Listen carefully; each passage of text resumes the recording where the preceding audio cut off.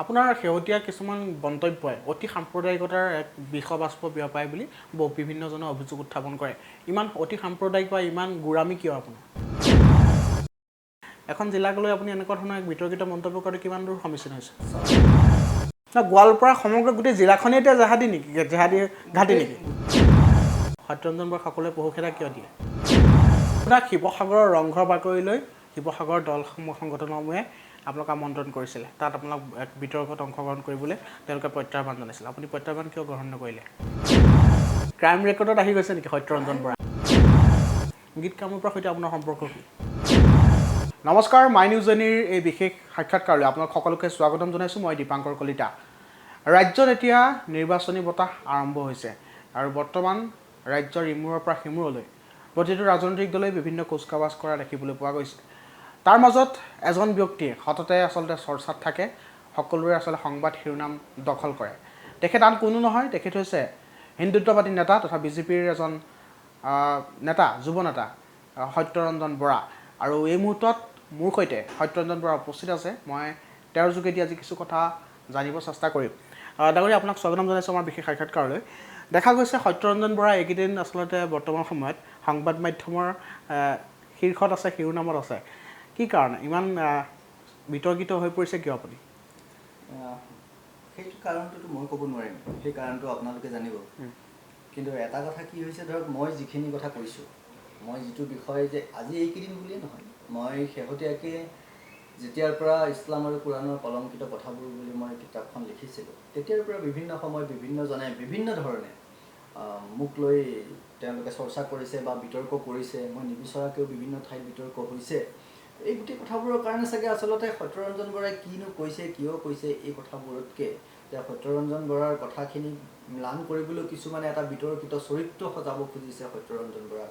সেইকাৰণেই চাগে বুলি মই ভাবিছোঁ। অন্য বেলেগ কিবা আছে বুলিতো ভবা নাই, কাৰণ মই যিখিনি কথা কৈছোঁ মই বিভিন্ন সময়ত কৈছোঁ এই কথাখিনি, যে মোৰ কথাখিনি যদি বেচলেছ হয় সেই কথাখিনি আপোনালোকে বিবেচনা কৰিব আৰু আপোনালোকে সেইধৰণে ক'ব। মইতো বিতৰ্ক কৰিবলৈ কোৱা নাই, মই সঁচা কথা কৈছোঁ। অপ্ৰিয় সঁচা কথা কিছুমান, যিবোৰ কথা আমি ইমান দিনে শুনিবও নোখোজোঁ বা ক'বও নোখোজোঁ, কোৱাটোতো দূৰৰ কথা, আমি শুনিবও নোখোজোঁ। আৰু আচৰিতো হয় কিছুমান মানুহ যে এনেকুৱা কথাও থাকিব পাৰে নেকি, এনেকুৱাও হ'ব পাৰে নেকি। বহুতৰ বিশ্বাস নহয়, কাৰণ আমি যেতিয়া কৈছোঁ আমাৰ সমাজখনত আমি শান্তি সম্প্ৰীতিৰ কথা কৈছোঁ, শান্তি সম্প্ৰীতিৰে বিশ্বাস কৰোঁ। সনাতন হিন্দু সভ্যতা সংস্কৃতিয়ে শান্তি সম্প্ৰীতিৰ কথাই কয়। কিন্তু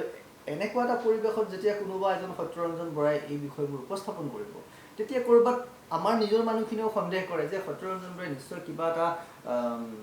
মটিভ লৈ, হিডেন এজেণ্ডা লৈ পেলাই কাম কৰি আছে। কিয়নো এই দোষটো আমাৰ মানুহখিনি নহয়, কাৰণ আমাক যি ধৰণে শিকোৱা হৈছে সৰুৰে পৰা, আমি দেখিছোঁ, আমি বছৰ বছৰ ধৰি আমি যেতিয়া ভাৰতীয় সভ্যতা সংস্কৃতি যেতিয়াৰ পৰাই আপুনি কয় তেতিয়াৰ পৰা আমাক শিকোৱা হৈছে যে যত জীৱ তত শিৱ, জীৱ মাত্ৰকে আমি ভগৱান বুলি মানো, ঈশ্বৰ বুলি মাতো। আৰু যত মত তত পথ বুলি কয়, আমাৰ কোনো বাধ্যবাধকতা আমাৰ একো নাই। আৰু আমি ধৰ্মক লৈ সেই ধৰণে সিমানখিনি আমি গুড়াও নহয়, কেতিয়াও আমি গুড়া নাছিলোঁ। আমাৰ ভাৰতীয় হিন্দু সমাজখনেই কওক বা আমাৰ অসমীয়া সমাজখনতে কওক, অসমীয়া সমাজত এই ধাৰ্মিক কথাবোৰতো আজি তাৰিখতো আপুনি যদি চাই, আজি তাৰিখতো আমাৰ ধৰ্মীয় কথা বতৰাবোৰ ইমান বেছি চৰ্চা পোৱা নাই। কাৰণ আমাৰ কাৰণে এনেকুৱা কোনো মেণ্ডেটৰী কথা নাই যে আমি নামঘৰ যাবই লাগিব, মন্দিৰ যাবই লাগিব। আমি মন গ'লে যাওঁ, মন নগ'লে নাযাওঁ, তাতো আমাৰ বাধ্যবাধকতা নাই। তাৰপিছত যেতিয়া কোনোবা এজন এক্সক্লুচিভলি সেই কথাবোৰ ক'ব যে আজি যে আমাৰ ওপৰত যিটো আগ্ৰাসন চলিছে, সেই আগ্ৰাসনক আমি ভেটি কি ধৰণে দিব পাৰোঁ। আমাৰ যে সাহিত্য সভ্যতা সংস্কৃতিত ধৰ্মীয় ৰীতি নীতিত যে আমাক কোনোবাই আঘাত সানিছে, এই আঘাত সনা কথাবোৰ ক'ৰবাত আমি নিজেও চাগে উপলব্ধি কৰিছোঁ যদিও আমি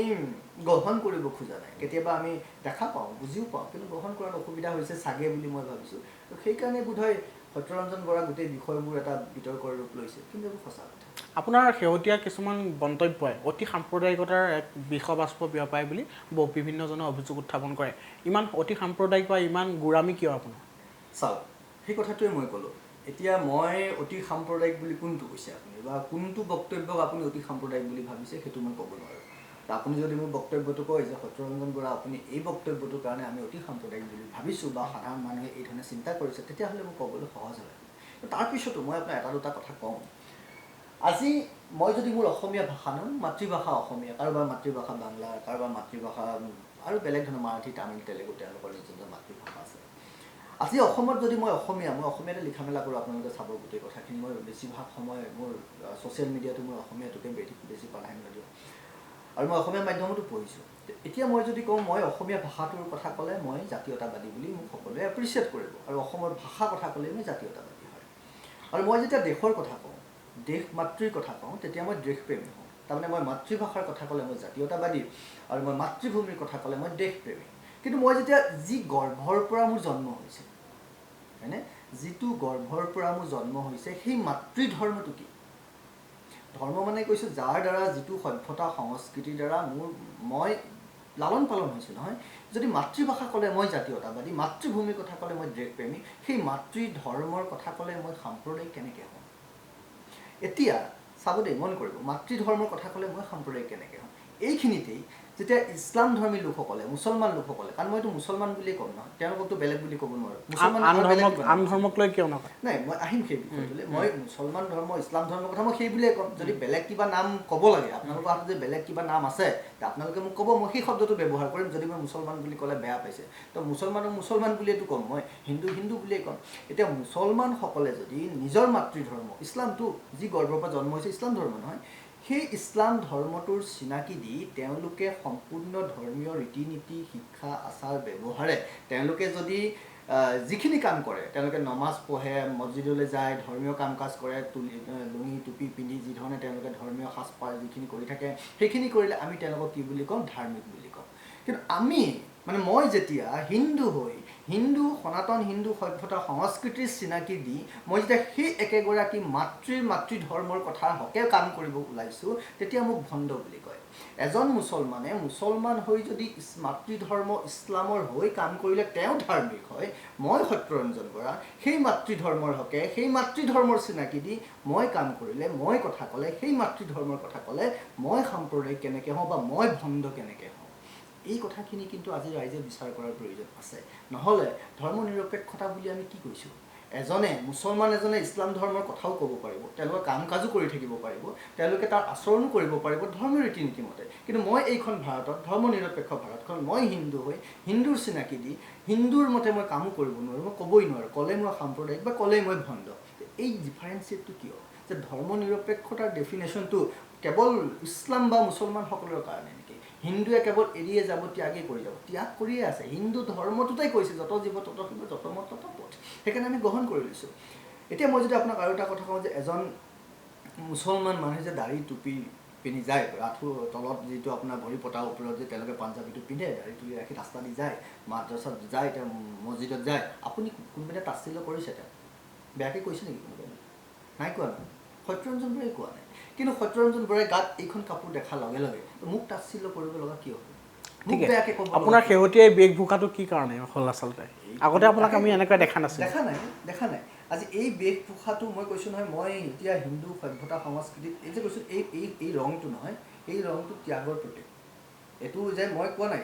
এই প্ৰশ্নটোতে কৈছোঁ মোক এই প্ৰশ্নটো কিয় সুধিছে আপুনি এজন মৌলানা মুফতিক সুধিব পাৰিব নেকি যে আপুনি টুপি কিয় পিন্ধে মুচ কিয় নাৰাখে দীঘল দাড়ি কিয় ৰাখে পাইজামাটো আঁঠুৰ তলৰ মানে পতাৰ ওপৰত কিয় পিন্ধে সুধিব পাৰিব সাহ আছে আপোনাক সুধিবলৈ কিন্তু মোক সুধিব পাৰে এইখন ধৰ্ম নিৰপেক্ষ দেশ কাৰণে হিন্দুক প্ৰশ্ন কৰিব পাৰে ধৰ্ম নিৰপেক্ষ দেশ কাৰণে মুছলমানক প্ৰশ্ন কৰিব নোৱাৰে এতিয়া মই কৈছোঁ সেইটো বাৰু যিটো আপোনালোকে সেইটো বিবেচনা কৰিব এতিয়া মই কৈছোঁ এইটো মই যে সমস্ত সময়খিনি হিন্দু সভ্যতা সংস্কৃতিৰ কাৰণে দিম সেইটো কাৰণে আৰু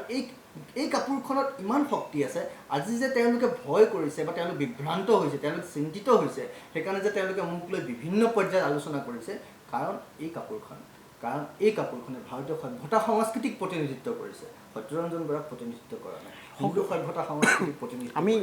আপুনি যোৱা বিগত দুটামান দিনত আপুনি নামনি অসমৰ বহুকেইখন জিলাত বহুকেইখন সভা আমি কৰা গম পাইছিলোঁ খবৰ আছিলে আমাৰ হাতত কিন্তু আপুনি সেইদিনাখন এটা কথা উল্লেখ কৰিলে যে গোৱালপাৰা যিখন জিলা সেইখন জেহাদীৰ মূল ঘাটি মই জেহাদীৰ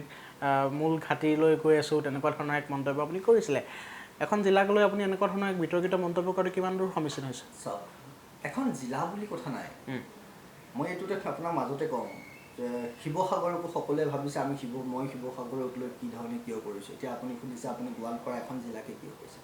আপোনালোকৰ সংবাদ মাধ্যমৰ সেই তথ্যবোৰ আছে জেহাদী আমি ক'ত পাইছোঁ গোৱালপাৰা জিলাৰ পৰা আমি জেহাদী উদ্ধাৰ হৈছে নহয় জেহাদী ধৰিছে নহয় গোৱালপাৰা জিলাত আমাৰ হাতত তথ্যও আছে আপোনালোকৰ সংবাদ মাধ্যমেও সেই বাতৰিবোৰ প্ৰচাৰ কৰিছে যে PFIৰ ফাণ্ডিঙৰ তাত কাম চলি আছে PFIৰ পতাকা গোৱালপাৰাত উৰুৱাইছে জলেশ্বৰৰ কোনোবা এটা ঠাই জেহাদী তাৰ পৰা ধৰিছে, ISISৰ লগত সম্পৰ্ক থকা ব্যক্তি গোৱালপাৰা জিলাৰ পৰা হৈছে। তাত মই জেহাদী যদি যিমানখিনি অসমত জেহাদী ধৰা খাইছে তাৰে বেছিভাগ গোৱালপাৰা আৰু বৰপেটা জিলা। এতিয়া যদি মই কওঁ আপোনাক যে যিটো কৈছোঁ মই যে গোৱালপাৰাত জেহাদীৰ কাৰখানা হৈছে বা কাৰখানা আছে, তো মই কি ভুল কথা ক'লোঁ? এইটোতো মই কোৱা নাই, আজি তথ্য আছে নহয়, আপোনালোকে বাতৰি প্ৰকাশ কৰিছে। আপোনাৰ ওচৰত যদি তথ্য আছে আপুনি আৰক্ষী প্ৰশাসন চৰকাৰক আপুনি এইখিনি কথা জনোৱা নাই নেকি? চৰকাৰে নজনা কথাটো নাই, চৰকাৰে দেখি আছে, চৰকাৰে জানি আছে, চৰকাৰে সেইকাৰণেতো কৰায়ত্ব কৰিছে। চৰকাৰে যদি নাজানিলেহেঁতেন কৰায়ত্ব ক'ৰ পৰা হ'লহেঁতেন? চৰকাৰে জানে, চৰকাৰ মই সেই কথাখিনিকে কৈ আছোঁ। কিন্তু সাধাৰণীকৰণ কৰি পেলাই আপুনি গোটেই গোৱালপাৰা জিলাখনকে আপুনি যেতিয়া লৈ পেলাই ক'লে তেতিয়াতো এটা অতি বিতৰ্কিত কথা। বিতৰ্কিত কথা বুলি ইয়াত একোৱেই নাই। আমাৰ দৃষ্টিকোণটো কি, আমি কি ধৰণে ভাবিছোঁ সেইটো। আজি যদি সঁচা কথাটো আপুনি গ্ৰহণ কৰি নলয়, আজি চাব ঠিক আছে, মই আপোনাক এটা বস্তু দেখুৱাওঁ, আপোনালোকে গ্ৰহণ নকৰিব। ইয়াত মই সেইদিনা গোৱালপাৰালৈ যাওঁতে মোক তাৰে এজনে লিখিছে দেই, এইটো পুলিচ ৰিপৰ্ট দেই, এইটো পুলিচ ৰিপৰ্ট চাব 2013 সুকুমাৰ বায়ু বুলি এজনে দিছে, তাত লিখিছে এইটো 12 চনত কি কৈছে, some unknown Muslim people entered into the said village armed with deadly weapons and set fire at the dwelling house of the said Bangladesh. এই কি বেংগলী বস্তি, a result of 113 houses caused damage and all the properties and documents. In this regard, a case has already been registered by Goalpara PS number 57/2013 and under investigation. এতিয়া মোক কওক, এই যে 113টা ঘৰ, এই 113টা ঘৰটো পুলিচ ৰিপৰ্ট দেখিছে নহয়, মই আপোনাক দেখুৱাইছোঁ, এতিয়া আপুনি দেখুৱালে দেখুৱাওক। 113টা ঘৰ যে কৈছে মুছলিম মানুহে, unknown Muslim people enter, this is a police report, office in-charge Goalpara police station. এইটো আপুনি নহয় বুলি ক'ব নেকি? না ঠিক আছে, এই যে ফেক্ট বেছ কথা আপোনালোকে যে কয় তথ্য আছে কিয় নিদিয়ে, এই তথ্যবোৰৰ ভিত্তিত আমি কৈছোঁ যে তাত যদি কোনোবা এখন গাঁৱত যদি ঘটিছে, কাইলৈ মোৰ গাঁৱতো হ'ব পাৰে নহয়। গোৱালপাৰা সমগ্ৰ গোটেই জিলাখনেই এতিয়া জেহাদী নেকি, জেহাদী ঘাটি নেকি? গোটেই জিলাখনকে মই আপোনাৰ জেহাদী বুলি কোৱা নাই। গোৱালপাৰাত মই জেহাদীৰ কাৰখানা বুলি কৈছোঁ। কাৰখানাটো গোটেই জিলাখনত নাথাকে নহয়। কাৰখানাটো ক'ৰবা এটা দুটা জেগাত থাকিব, কাৰখানা কোনোবা এটা দুটা জেগাত থাকিব। ইণ্ডাষ্ট্ৰি, আমাৰ গুৱাহাটীখনৰ ইণ্ডাষ্ট্ৰিয়েল এষ্টেট ক'ত আছে? বামুণ মৈদামত আছে, নহ'লে আমিনগাঁৱত আছে। আমি গোটেই জিলাখন বুলি কৈছে, ইণ্ডাষ্ট্ৰিয়েল এষ্টেট বুলি ক'লে গুৱাহাটীখনটো নুবুজায়। কাৰখানা ক'ৰবাত কোনোবা কিছুমান পকেট কিছুমান আছে, যিবোৰ পকেটৰ কথা আৰু য'ৰ পৰা আমি দেখা পাইছোঁ সেই কথাখিনি আমি আপোনালোকৰ আগত কৈছোঁ। আৰু আজি আপুনি যদি চায় যে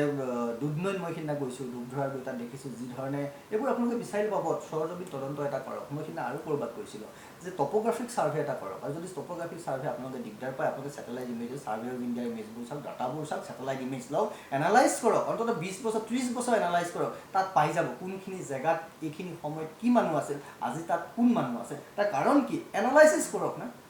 সেইখিনি মই কৰিছোঁ, কাৰণ মই GIS জিঅ'গ্ৰাফিকেল ইনফৰমেশ্যন ছিষ্টেমৰ ওপৰত মই কাম কৰিছোঁ। মই জানো, মোৰ হাতত গোটেই কথাখিনি আছে, আপোনালোকে এইবোৰ চালেই পাব।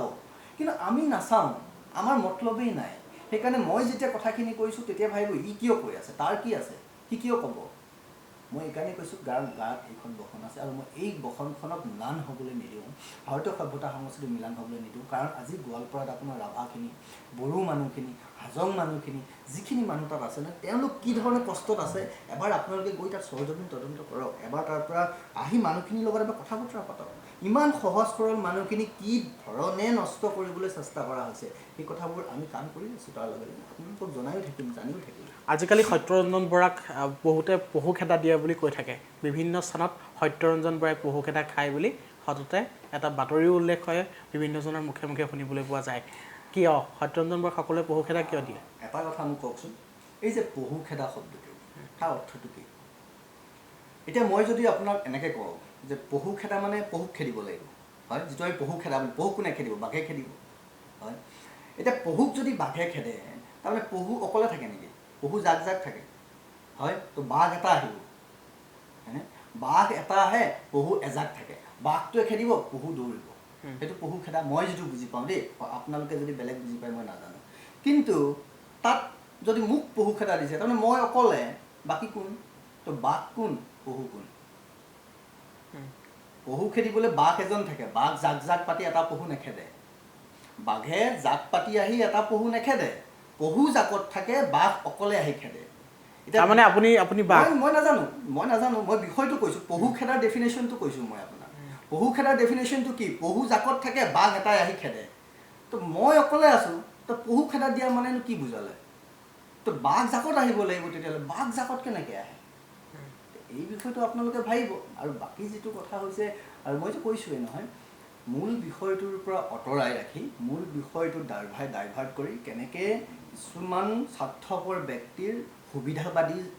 চৰিত্ৰৰ কিছুমান ব্যক্তিৰ সুবিধাবোৰ কেনেকৈ লৈ থাকিব পাৰি কেনেকৈ নিজৰ অস্তিত্ব জহাই ৰাখিব পাৰি তাৰ কিছুমান প্ৰক্ৰিয়া চলিছে আপোনাক শিৱসাগৰৰ ৰংঘৰ বাকৰিলৈ শিৱসাগৰৰ দলসমূহ সংগঠনসমূহে আপোনাক আমন্ত্ৰণ কৰিছিলে তাত আপোনাক বিতৰ্কত অংশগ্ৰহণ কৰিবলৈ তেওঁলোকে প্ৰত্যাহ্বান জনাইছিলে আপুনি প্ৰত্যাহ্বান কিয় গ্ৰহণ নকৰিলে নকৰা বুলিতো কোৱা নাই মই তেওঁলোকে প্ৰত্যাহ্বান জনোৱাৰ আগতেই কৈছোঁ মই শিৱসাগৰলৈ যাম তেওঁলোকে প্ৰত্যাহ্বান তাৰ পিছত জনাইছে যাৰ আগতেই মই কৈছোঁ মই নিজৰ মোৰ ছ'চিয়েল মিডিয়াত মই লাইভ যোগে কৈছোঁ মই শিৱসাগৰলৈ যাম আৰু মই শিৱসাগৰলৈ তেওঁলোকৰ লগত কথা পাতিবলৈও যাম মই তেতিয়াও কৈছোঁ প্ৰত্যেকটো দল সংগঠনৰ মানুহ আহিব লাগিব কথা পাতিব লাগিব আৰু মই তেওঁলোকৰ লগত সকলোৰে লগত মই কথাও পাতিম আলোচনাও কৰিম হয় এতিয়া মোক এটা কথা কওক তেওঁলোকৰ সুবিধা মতেতো মই নাযাওঁ তো মই মোৰ সুবিধা মতে যাম মোৰ যেতিয়া সুবিধা হ'ব মোৰ যি ধৰণে হ'ব মই সেই ধৰণে যাম আৰু মই খুব সোনকালে যাম অক্টোবৰ মাহৰ প্ৰথম সপ্তাহ বা দ্বিতীয় সপ্তাহৰ ভিতৰতে আমি এটা ডেট ঠিক কৰি পেলাই আমি যাম তাৰ কাৰণে আমি বিহিত ব্যৱস্থাও কৰিছোঁ সকলোকে পাতিম সকলোৰ লগত সন্মুখীন হ'ম সকলোৰনো কি সমস্যা হৈছে মোৰ লগত কি সুধিব খুজিছে মোক কি প্ৰশ্ন কৰিব খুজিছে তেওঁলোকে মই মুখামুখি হ'ব খোজোঁ এতিয়া সেইদিনা যিটো কথা কৈছে যে সত্যৰঞ্জন বৰা মুখামুখি আঁতৰি গ'ল মই আইনী প্ৰক্ৰিয়া এটাৰ মাজেৰে গৈছোঁ এতিয়া আইনে যি ক'ব কি হৈছিল এতিয়া শিৱসাগৰ থানাৰ ভিতৰত কি হ'ল আপুনি ভিতৰত সোমাই আছে বাহিৰত দেখা গ'ল শতাধিক পুৰুষ মহিলা আপোনাৰ বিৰুদ্ধে শ্লোগান দিছে আপোনাক গ্ৰেপ্তাৰ কৰিব লাগে আপোনাক তেওঁলোকৰ সন্মুখত আনি মুখামুখি কৰিব লাগে তেওঁলোকৰ সৈতে যুক্তিতৰ্ক কৰিব লাগে এনেধৰণৰ বিভিন্ন প্ৰশ্ন আৰক্ষীৰ থানাৰ সন্মুখত আমি দেখিলোঁ কি হৈছিলে শিৱসাগৰ থানাৰ ভিতৰত কি হ'ল সেইদিনা থানাৰ ভিতৰত যিকেইটা বিষয় আছিলে যি ধৰক আপোনাৰ গীত কামৰূপা বাইদেউৰ লগতো যিখিনি কথা আছিলে যিটা কেছ তেওঁৰ ওপৰত দিছিলে তেওঁ যিখিনি মন্তব্য কৰিছিলে মোৰ ওপৰতো বিভিন্ন সময়ত দিছিলোঁ তো আমি গৈছোঁ তালৈ একেলগে কাম কৰি আছোঁ যিহেতু আমি একেলগে গৈছোঁ যোৱাৰ কাৰণে তাৰপিছত তেওঁলোকে কৈছে গ্ৰেপ্তাৰ কৰিব এই ধৰণৰ কথা তো মইতো শিৱসাগৰ গৈ একো কোৱা নাই কেতিয়াও শিৱসাগৰত গৈ মোৰ কোনো তেনেকুৱা ধৰণৰ ক'ব লগা পৰিৱেশো হোৱা নাই মই যেতিয়া গৈছোঁ তেওঁলোকে কিয় ধৰি ল'লে মই ক'ব নোৱাৰোঁ তেওঁলোকে কিয় ভাবিছে যে সত্যৰঞ্জন বা সাম্প্ৰদায়িক বিবাদ কৰি দিয়ে মই ক'ব নোৱাৰোঁ কাৰণ মই মোৰ নিজৰ মনৰ কথাখিনি ক'ব গৈছোঁ বা নিজৰ লগত মনে মিলা মানুহখিনিৰ লগত কথা পাতিব গৈছোঁ তাতে তেওঁলোকে চিঞৰ তাতে মোৰ ওপৰত তেওঁলোকে গোচৰ ৰুজু কৰিছে আৰু মই বিভিন্ন ঠাইত কৰি থকা কথা আপোনাৰ বিৰুদ্ধে কিমানটা গোচৰ ৰুজু হৈছে নাই এতিয়া মোৰ হিচাপ নাই মই কৰিব নোৱাৰোঁ 45-50টামান হ'ব কেইখন থানা মই নাজানো অসমৰ প্ৰায়বোৰ থানাতে মানে অলমষ্ট তেনেকুৱা ধৰণৰ আপুনি মানে কেমেৰা যিটো ক্ৰাইম ৰেকৰ্ডত আহি গৈছে নেকি সত্যৰঞ্জন বৰা ৰেকৰ্ডটো চাওক ইয়াত কথাটো কি হয় এই যে গোচৰবোৰ যে তৰা হৈছে নহয়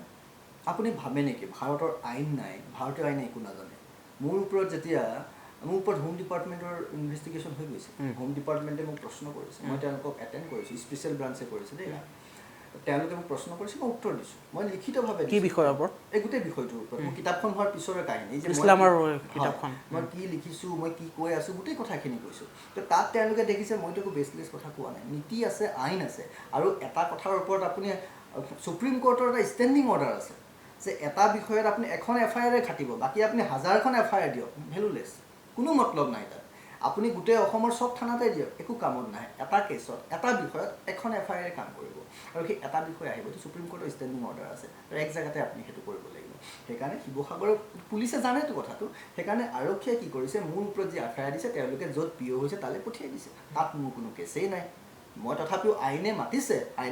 মই আইনক সন্মান জনাওঁ নহয় মই গৈছোঁ আমি কথা পাতিছোঁ আমাক যি সুধিব লাগে সুধিছে আমাক যি জনাইছে আমি জনাইছোঁ তো সেই ধৰণৰ প্ৰক্ৰিয়াটো বাহিৰত যদি আপুনি নিজৰ হাতত আইন তুলি লৈ গ্ৰেপ্তাৰ কৰিব গ্ৰেপ্তাৰ কি বেচিছত কৰিব মই কৈছোঁ নাই হোম ডিপাৰ্টমেণ্টৰ এনকুৱাৰী গভৰ্ণমেণ্ট অফ ইণ্ডিয়াৰ হোম ডিপাৰ্টমেণ্টৰ এনকুৱাৰী ষ্টেট গভৰ্ণমেণ্টৰ হোম ডিপাৰ্টমেণ্টৰ নহয় গভৰ্ণমেণ্ট অফ ইণ্ডিয়াৰ হোম ডিপাৰ্টমেণ্টৰ এনকুৱাৰী মোৰ ওপৰত হৈছে মোক তেওঁলোকে ইণ্টাৰগেট কৰিছে স্পেচিয়েল ব্ৰাঞ্চৰ SP ৰেংকৰ অফিচাৰ মই তাক গোটেই কথা কৈছোঁ মইতো ভয় কৰা নাই আমিতো পলাই থকা নাই এইখিনি কৈছোঁ এইখিনি আপুনি সমূহ তথ্য দাঙি ধৰিছে সম্পূৰ্ণ দিছোঁ বিভিন্ন সময়ত যেতিয়া বিচাৰিছে সম্পূৰ্ণ কথা আমি কৈছোঁ এতিয়া কথাটো হৈছে যে তেওঁলোকে ভাবিছে গ্ৰেপ্তাৰটো সেই সিদ্ধান্ত নহয় আজিও সত্যৰঞ্জন বৰা গ্ৰেপ্তাৰ কৰি থ'লেই যেনিবা এতিয়া মোক আৰু এটা কথা এই যে মোক গ্ৰেপ্তাৰ কৰাৰ কথা কৈছে মই যে সাম্প্ৰদায়িক কথা কৈছোঁ বুলি মই সাম্প্ৰদায়িক বিষ বাষ্প বিয়পাইছোঁ বুলি মই দুটাত আপোনাক কথা কওঁ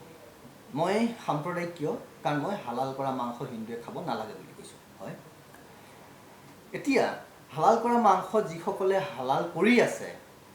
ধৰ্মীয় কাৰণটো সেইটো হয়নে আৰু ধৰ্মীয় কাৰণ তেওঁলোকে হালাল কৰি আছে তেওঁলোকে বজাৰত হালাল কৰা মাংস বিক্ৰীও কৰি আছে সেইটো সাম্প্ৰদায়িক কাম নহয় নেকি মই কৈছোঁ সেইটো সেই মাংস আমাৰ মানুহে খাব নালাগে যদি মই কথাটো প্ৰশ্ন উঠোৱাটোৱে মোৰ সাম্প্ৰদায়িকতা হয় সেই কাম কৰি থকা মানুহ কিজন সাম্প্ৰদায়িক নহ'ব তাৰমানে মুছলমান ইছলাম ধৰ্মৰ কাৰণে তেওঁলোক সাম্প্ৰদায়িক নহয় তেওঁলোকে নিজৰ ধৰ্ম কাম কৰিব পাৰে মই হিন্দু কাৰণে সাম্প্ৰদায়িক মই সেইটো ক'ব মোক এটা কথা কওকচোন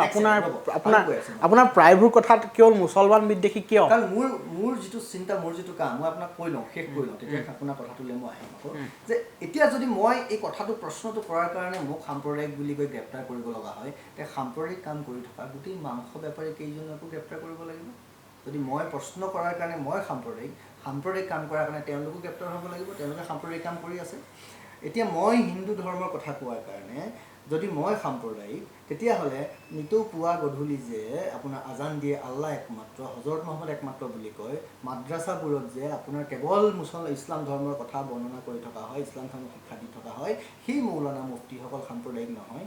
মই এইখন কাপোৰ লোৱাৰ কাৰণে যদি সাম্প্ৰদায়িক হয় তেতিয়াহ'লে ৰাস্তাত লুঙি টুপি পিন্ধি ঘূৰি ফুৰা মৌলানা মুফতি কেইজন সাম্প্ৰদায়িক নহ'ব তেওঁলোকক গ্ৰেপ্তাৰ কৰিব নালাগিব যদি মোক গ্ৰেপ্তাৰ কৰিবলৈ হয় মোক যদি গ্ৰেপ্তাৰ কৰিব হয় হালাল মাংস বিক্ৰী কৰা প্ৰত্যেকজনক সাম্প্ৰদায়িক হ'ব কাৰণ মই সেই প্ৰশ্ন কৰিছোঁ কাৰণে মই সাম্প্ৰদায়িক তেওঁলোকো হ'ব লাগিব তেওঁলোকে কামটো কৰিছে মোক গ্ৰেপ্তাৰ কৰিলে তেওঁলোকো কৰিব লাগিব মই হিন্দু ধৰ্মৰ কথা কৈছোঁ আৰু তেওঁলোকেও সেইটো সাম্প্ৰদায়িক বুলি কৈছে তেওঁলোকে আল্লাহ একমাত্ৰ ইছলামে একমাত্ৰ বুলি কৈছে এইখন ধৰ্ম নিৰপেক্ষ দেশত তেওঁলোকেও সাম্প্ৰদায়িক কাম কৰিছে তেতিয়াহ'লে তেওঁলোকো গ্ৰেপ্তাৰ হ'ব লাগিব প্ৰত্যেকটো মাদ্ৰাছা মছজিদত যিমানবোৰ মৌলানা মুফতি আছে তেওঁলোকো হ'ব লাগিব মাদ্ৰাছাত যেতিয়া কেৱল ইছলাম ধৰ্ম শিক্ষা দিয়া হয় কোৰাণখনত কি আছে মই কিতাপত কৈছোঁ সেইটো বাৰে বাৰে কৈ থাকিব লাগে বুলি ভবা নাই তাত জিহাদ কৰাৰ কথা কয় জিহাদ আমি দেখি আছোঁ লাভ জিহাদৰ বুলি এইবোৰ সাম্প্ৰদায়িক কাম নহয় তেওঁলোক প্ৰত্যেকজনকে গ্ৰেপ্তাৰ কৰিব লাগিব মৌলানা মুফতি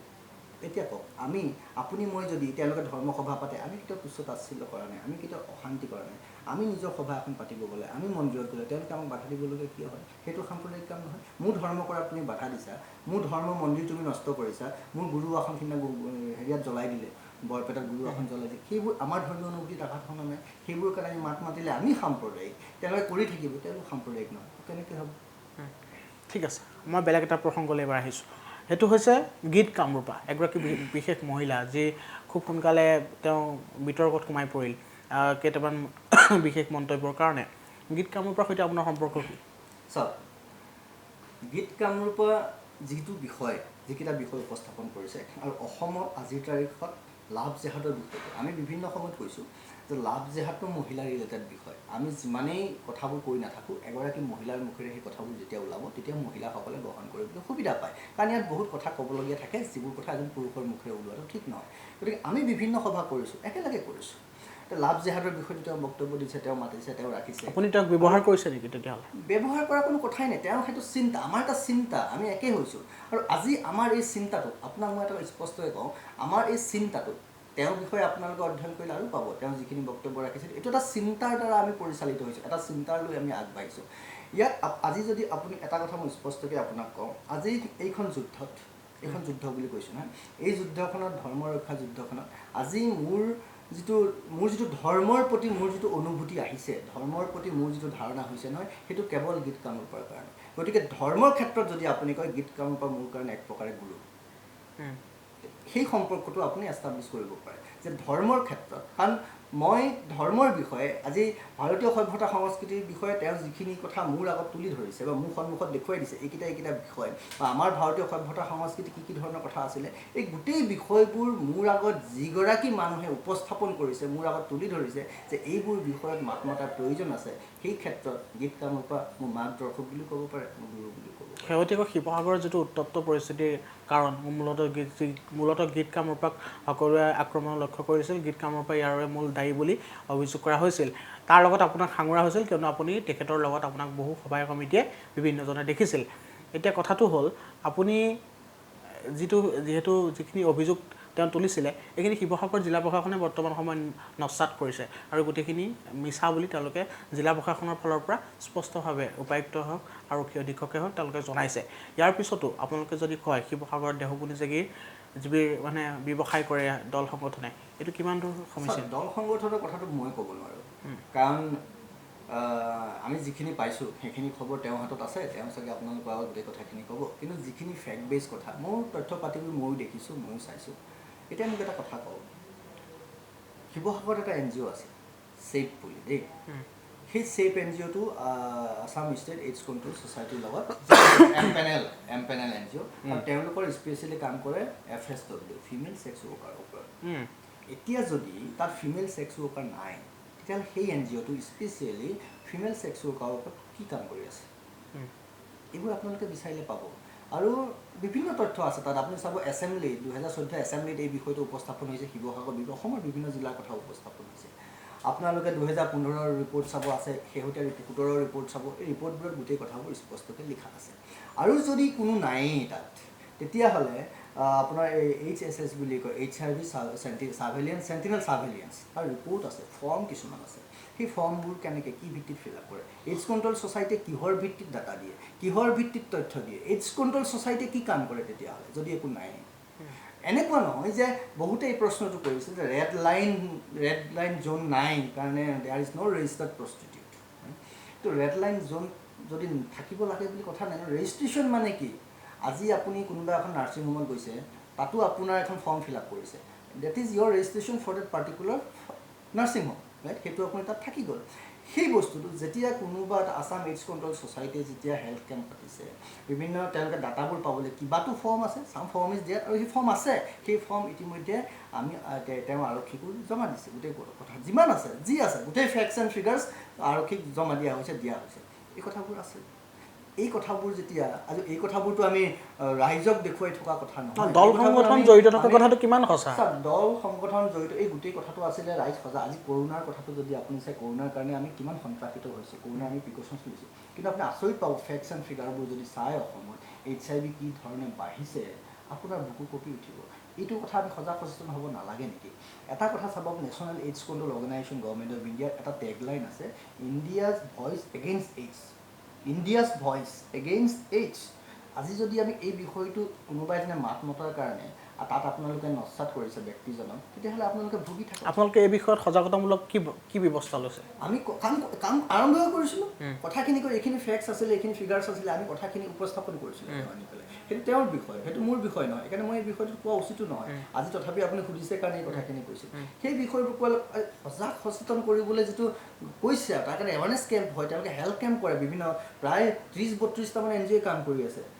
এইবোৰ চালে আপোনালোকে পাব, প্ৰয়োজনত আপোনালোকক আমি দিওঁ দিম, যিখিনি আমি ইতিমধ্যে আৰক্ষীক আমি অৱগত কৰাইছোঁ। সেইবোৰ চালে আপোনাৰ বুকু কঁপি উঠে, ভয় খাব। যে কৈছে দল সংগঠন কিছুমানৰ, অসমৰ যিবোৰ বিষয় জাতীয় সংগঠনবোৰ জড়িত হৈ আছে, অসমে যিসকল জাতি পানী বায়ুৰ লগত সম্পৰ্ক আছে, তেনেকুৱা দল সংগঠন, তেওঁ যদি কৈছে যে দল, এতিয়া মই ক'ব নোৱাৰোঁ,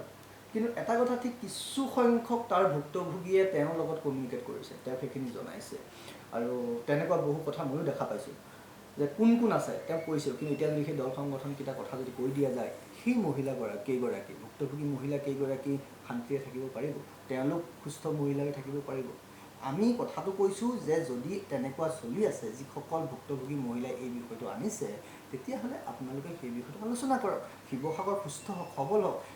ভিতৰি যদি HIV হৈ পেলাই, এতিয়া কৈছে নহয়, মই আপোনাক কওঁ 2014 70জন HIV পজিটিভ শিৱসাগৰত আছিলে। এই 2014 70গৰাকী HIV পজিটিভ আছিলে। এইটো আছাম এছেম্বলিত দিয়া ৰিপৰ্ট, তেতিয়া হেল্থ মিনিষ্টাৰ। 2015 86 এইডছ কণ্ট্ৰল ছ'চাইটিৰ ৰিপৰ্ট HIV পজিটিভ। এনেকৈ বাঢ়ি আহি আছে, এনেকৈ বাঢ়ি বৰ্তমান কিমান আছে? সেইবোৰ আপুনি তথ্য, এতিয়া যিখিনি কথাবোৰ আমি আৰক্ষী কৈছোঁ, গোটেই কথাবোৰ আৰু ইয়াত কোৱাটো উচিত নহয়, সেইখিনি আৰক্ষী কৈছোঁ, আপোনালোকে চালেও পাব। ঠিক আছে, মই আৰু বেলেগ এটা বিষয়বোৰ লৈ যদি আপুনি বিষয়টোক আলোচনা নকৰে, বিষয়টোক আলোচনাৰ বাবে ব্যক্তি আমি বিচাৰোঁ, যদিহে সঁচাকৈ এনেকুৱা HIV ভয়াৱহ ৰূপত শিৱসাগৰত হওক বা অন্য জিলাত যদি বৃদ্ধি পাইছে, আপোনালোকে তাৰ কাৰণে সজাগতামূলক কিবা কাৰ্যসূচী লওক, সেইটো তাৰ আমাৰ ক'বলগীয়া নাই। কিন্তু যিহেতু দেহপুনি জীৱিৰ ব্যৱসায় দল সংগঠনে কৰে বুলি যিটো অভিযোগ, মানুহ জড়িত আছে বুলি চাগে তেওঁ কৈছিলে, আটাইবোৰ দল সংগঠন জড়িত বুলি কৈছে। আটাইবোৰতো হ'ব নোৱাৰে নহয়, কাৰণ তাত আমাৰ জাতীয় সংগঠন যিবোৰ আছে, চাওক, যেতিয়া কৈছিলে, কাৰণ বিভিন্ন সময়ত কথাটো কওঁতে ক'ৰবাত দাড়ি কমা ইফাল সিফাল হৈ যাব পাৰে, মানুহজনৰ প্ৰেজেণ্টেশ্যনত কোনোবা এজন মানুহৰ কথাটো কওঁতে ক'ৰবাত সামান্য হিনদেৰি হ'ব পাৰে, ইফাল সিফাল হ'ব পাৰে। সেইটোকে যদি কেৱল সেই বিষয়টোকে লৈ আপুনি যদি মূল বিষয়টোৰ পৰা আঁতৰি যাব খোজে, তেতিয়াহ'লে কাৰ লাভ হ'ব? কেৱল কওঁতে সামান্য খেলি মেলি হোৱা কথাটোক লৈ যদি আপোনালোক ব্যস্ত হৈ যায়, আৰু মূল মই যিখন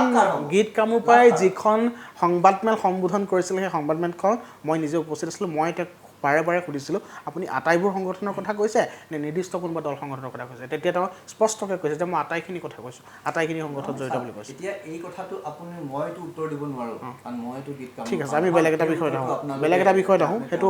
হ'ল শেহতীয়াকৈ সত্যৰঞ্জন বৰাৰ সৈতে বিভিন্ন মহিলাৰ বিভিন্ন অবৈধ সম্পৰ্ক আছে বুলি এক অভিযোগ আছে গতিকে সত্যৰঞ্জন বৰাৰ কাৰ সৈতে অবৈধ সম্পৰ্ক আছে স্পষ্টকৈ কওকচোন আপুনি মানুহৰ মই এটা বস্তু আজি আপোনালোকে প্ৰশ্নটো সুধিছে এই প্ৰশ্নটোৰ সন্মুখীন মই হৈছোঁ কেইবাবাৰো কাৰণ মোৰ এই বিষয়টোৱে লাগিছে যে আজি মোৰ মাক লৈও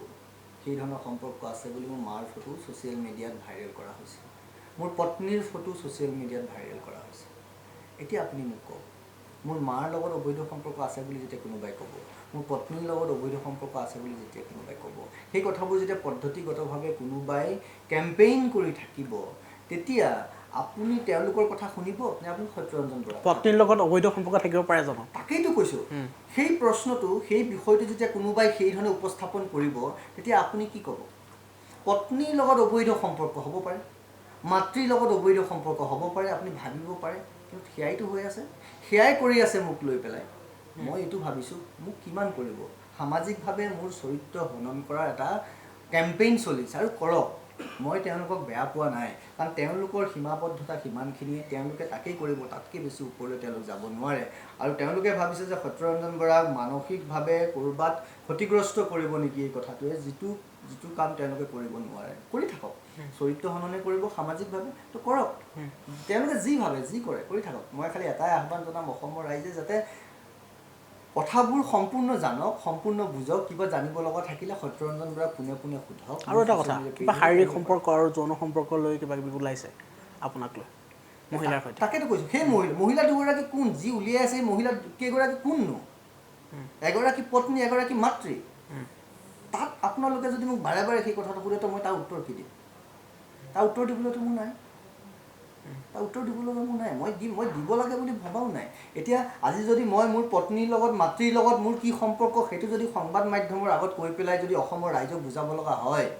তেতিয়াহ'লে এইখন অসমত নৈতিকতাৰ কিবা মাত্ৰা আছে নৈতিকতাৰ মূল্য আছে ইয়াত পত্নী মাতৃ সম্পৰ্কৰ কিবা গভীৰতা আছে ভাবে নেকি যদি আজি মই ইয়াত ক্লাৰিফিকেশ্যন কৰিব লাগে মোৰ পত্নীৰ লগত কি সম্পৰ্ক মোৰ মাতৃৰ লগত কি সম্পৰ্ক এইখন সমাজত এইখন অসমত এই ভাৰতীয় সভ্যতা সংস্কৃতিক কি ধৰণে একচাম মৌলবাদীয়ে কৈছোঁ এই মানুহখিনিয়ে কি ধৰণে নষ্ট কৰিব খুজিছে আমাৰ সম্পৰ্কবোৰ আপোনালোকে নিজে বিবেচনা কৰক মই আৰু ইয়াত ক্লাৰিফাই কৰি থাকিব লাগে বুলি ভবা নাই আৰু মই এইটোহে বিচাৰিম ইয়াৰ পিছৰ পৰা আপোনালোকে এই বিষয়টো যদি মোক সোধে তো মই এইটো ক'ম যে অসমৰ শিক্ষিত বা চতুৰ্থ স্তম্ভ বুলি বা সংবাদ গোষ্ঠীও ক'ৰবাত নহয় ক'ৰবাত ইয়াৰ ভিতৰত সোমাই পৰিছে চাগে নাই মোৰ দুখ লাগিব সেইটো আপুনি ভবাটো ভুল যি নহয় মই ভুল হওক ঠিক আছে সেইটোত মই ভুল হওঁ মই ভাল পাওঁ অন্য এটা প্ৰসংগলৈ আহিছোঁ অনুষ্ঠান সামৰিব লাগিব নিৰ্বাচন সমাগত নিৰ্বাচন 2021 সত্যৰঞ্জন বৰা কিবা নিৰ্বাচনী পৰিকল্পনা কিবা কৰা হৈছে নেকি নিৰ্বাচনী পৰিকল্পনা একো নাই এতিয়া আজিৰ তাৰিখত মই যিকোনো দল সংগঠনৰ ঊৰ্ধত গৈ আমি কাম কৰিম ৰাজনীতিৰ আপুনি ধৰ্মৰ প্ৰচাৰতে ব্যস্ত থাকিব ধৰ্ম প্ৰচাৰ কৰাই নাই মই জাতীয় সত্তা আৰু হিন্দু চেতনা জাগৰণ কৰিব খুজিছোঁ যিখিনি অলৰেডি সোমাই আছে প্ৰত্যেকজন হিন্দুৰ ভিতৰত সোমাই আছে এইখিনি আপোনাৰ ভিতৰতো আছে আপুনিও জানে যে আপুনি হিন্দু হয়নে আপুনি ফৰ্মখন ফিল আপ কৰোঁতে ৰিলিজন হিন্দু বুলিয়ে লিখে আপুনিও হয় প্ৰত্যেকজনে হয় প্ৰত্যেকেই জানে কেৱল আমাৰ ভিতৰত চেতনাটো জাগ্ৰত কৰিব খুজিছোঁ কথাবোৰ দেখুৱাব খুজিছোঁ যিজনে গ্ৰহণ কৰিব বিচাৰে গ্ৰহণ কৰিব নকৰাসকলে নকৰিব আৰু পৰৱৰ্তী সময়ত যদি কেতিয়াবা এনেকুৱা সময় আহেগৈ কেতিয়াবা হয়তো দেখা যাব কাৰণ মইতো ৰাজনৈতিক দলত আছোঁৱেই পৰৱৰ্তী সময়ত দেখা যাব কিন্তু আজিৰ তাৰিখত মোৰ কোনো পলিটিকেল এইটো নকওঁ যে মোৰ পলিটিকেল এম্বিশ্যন নাই আছে স্পষ্ট কথা মই মিছা কথা নকওঁ আৰু মোৰ মিছা কথা কোৱাৰ প্ৰয়োজন বুলিও ভবা নাই ইয়াক লৈ এই কথাটো কোনোবাই কাটি আকৌ ট্ৰল কৰিব মই জানো ইয়াৰ পৰা এই বাক্যটো কাটি ল'ব কাটি লৈ পেলাই আকৌ MLA কেতিয়া হ'ব মই নাজানো সেইটো ওপৰত থকাজনে যদি কেতিয়াবা ভাবে তেতিয়া হ'ব যদি নাভাবে সেইটো নহ'ব সেইটো কথা যদি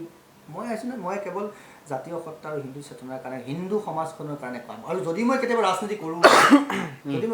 কৰোঁ মোৰ একমাত্ৰ কথাটোৱে হ'ব হিন্দু সমাজক সুৰক্ষা কৰা হিন্দু সভ্যতা সংস্কৃতিৰ হকে কাম কৰা তাৰ মানে এইটো নহয় যে মই মুছলমানক বিৰোধ কৰিম কাৰণ হিন্দু সভ্যতা সংস্কৃতিতে কৈছে যত জীৱ তত শিৱ মুছলমানজনকো আমি শিৱ বুলিয়েই ভাবোঁ গতিকে মই যদি কেতিয়াবা সেই ক্ষমতাটো পাওঁ তেতিয়াহ'লে মোৰ কাৰণে সকলো সমান হ'ব সকলোকে সমানে লৈ কাম কৰিম কিন্তু তাৰ প্ৰাধান্য সদায় মোৰ হিন্দু সভ্যতা সংস্কৃতি থাকিব মোৰ হিন্দু সভ্যতা মোৰ হিন্দু বাই ভনীসকলক কোনেও আঙুলি টোৱাব নোৱাৰিব কোনো বেয়া চকুৰে চাব নোৱাৰিব মোৰ প্ৰায়ৰিটি সদায় সেইটোৱে থাকিব শেষত সুধিছোঁ আপুনি মুছলমান বিদ্বেষী হয় নে নহয় আপোনাৰ নিজৰ পৰা সুধিব বিচাৰিছোঁ আনে কি কয় সেইটো বাদ দিয়ক মই মুছলমান বিদ্বেষী নহয়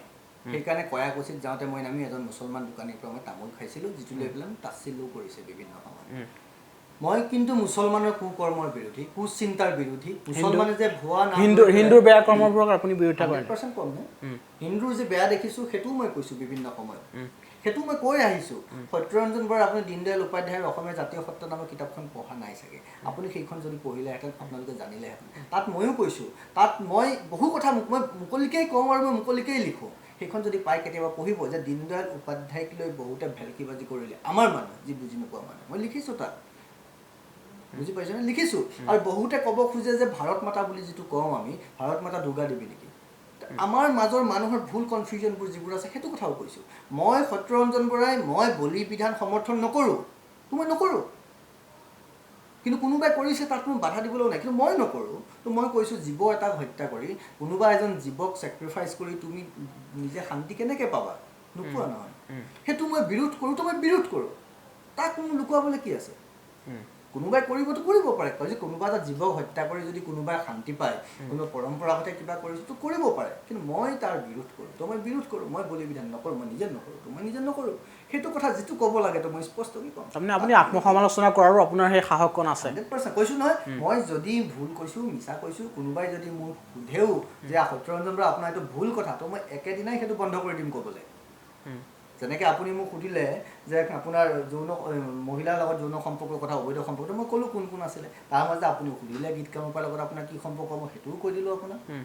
এতিয়া আৰু যদি কিবা প্ৰশ্ন আহে মোৰ স্বীকাৰ কৰিবলৈ কোনো আক্ষেপ নাই কোনো অসন্তুষ্টি মই প্ৰকাশ নকৰোঁ কাৰণ মই যি আছোঁ আপোনালোকৰ সন্মুখত আছোঁ যি কৈছোঁ মুকলিকৈ কৈছোঁ গ্ৰহণ কৰাটো ৰাইজে যেনেকৈ গ্ৰহণ কৰে গ্ৰহণ কৰাটো তেওঁলোকৰ ওপৰত কথা তেওঁলোকৰ দৃষ্টিকোণৰ ওপৰত কথা তেওঁলোকৰ নিজৰ বিবেক বিবেচনাৰ ওপৰত কথা ঠিক আছে আপোনাক ধন্যবাদ জ্ঞাপন কৰিছোঁ আপুনি যিখিনি স্পষ্টকৈ আমাৰ আগত আজি এই বিশেষ অনুষ্ঠানটোত আপুনি জনালে যিখিনি কথা আপুনি ক'লে আশা কৰোঁ পৰৱৰ্তী সময়ত আকৌ পুনৰ যাতে আকৌ বিতৰ্কত সত্যৰঞ্জন বৰাক সোমোৱাৰ পিছত আকৌ যাতে মই আকৌ সাক্ষাৎকাৰ যাতে ল'ব লগা নহয় বিতৰ্কমুক্ত সত্যৰঞ্জন বৰা হৈ থাকক সেয়াই কামনা কৰিছোঁ আৰু মই অনুষ্ঠানৰ পৰা এই মুহূৰ্তত ভিডিঅ' জাৰ্নেলিষ্ট হেমন্তৰ সৈতে মই দীপাংকৰ কলিতাই বিদায় লৈছোঁ নমস্কাৰ